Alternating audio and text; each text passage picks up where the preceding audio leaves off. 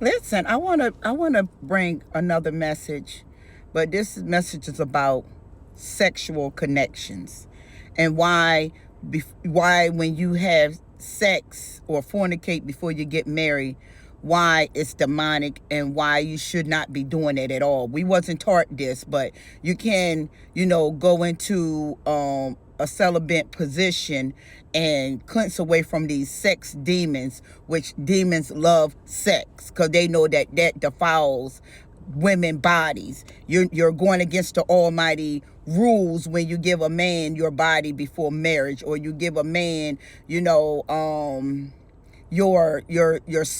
secrecy, which is your body. It's a sacred place. That's why the almighty want us women to, marry before having sex. Now, this is I'm gonna give you this verse, and then I'm gonna explain it to you afterwards.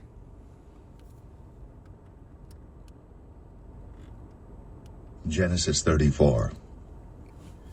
And Dinah the daughter of Leah, which she bare unto Jacob, went out to see the daughters of the land. And when Shechem, the son of Hamor the Hivite, prince of the country, saw her, he took her, and lay with her, and defiled her. And his soul clave unto Dinah the daughter of Jacob, and he loved the damsel, and spake kindly unto the damsel. And Shechem spake unto his father Hamor, saying, Get me this damsel to wife. And Jacob heard that he had defiled Dinah his daughter. Now his sons were with his cattle in the field, and Jacob held his peace until they were come. And Hamor the father of Shechem went out unto Jacob to commune with him. And the sons of Jacob came out of the field when they heard it, and the men were grieved, and they were very wroth, because he had wrought folly in Israel, in lying with Jacob's daughter, which thing ought not to be done.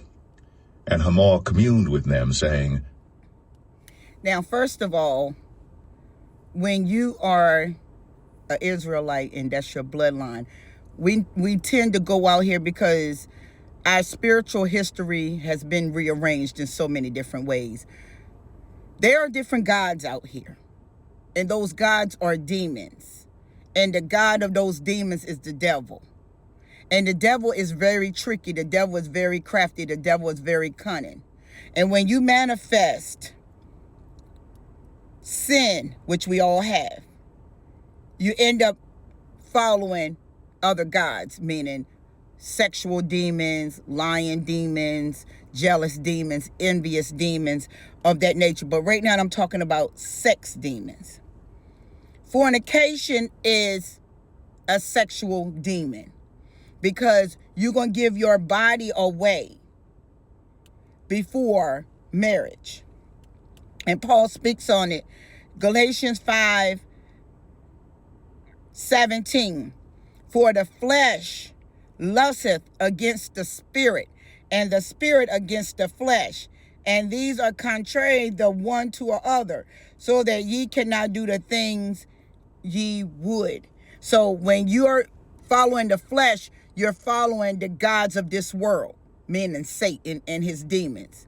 But when you follow the spirit, you're following the Almighty God and the only begotten Son. So your flesh will not be able to have more control than your spirit. Now, Galatians 5:19. Now the works of the flesh are manifest, which are these: adultery and fornication. Them the two I'm going to talk about right now, and I'm not going to go into nothing else. When you lay with a man before marriage, and we all have. Now, if you haven't never laid with a man, then you got some other type of demon. You're not excluded. You are included. Everybody included for spiritual healing. Not one person is righteous in the beginning. We have to fight for our righteousness positions. But when you give a man your cooter before marriage, he's not longing for you because he's desiring to want to be with you. He's longing for you so he can get some more cooter.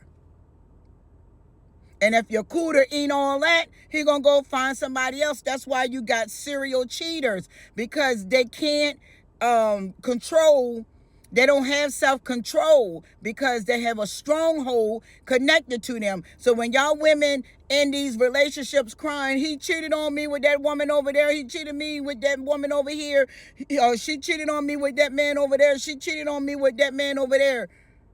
You knew. And if you don't know, now you know. Fornication is a sin. So if you lay down and you fornicated and you gave up the cooter and you gave up the eggplant before marriage, or you gave it up before you got into your righteous position, those demons have a stronghold over you. So they're going to take you wherever you need to go. So if them demons want to eat 15 women a day, they're going to take that body through 15 sexual activities.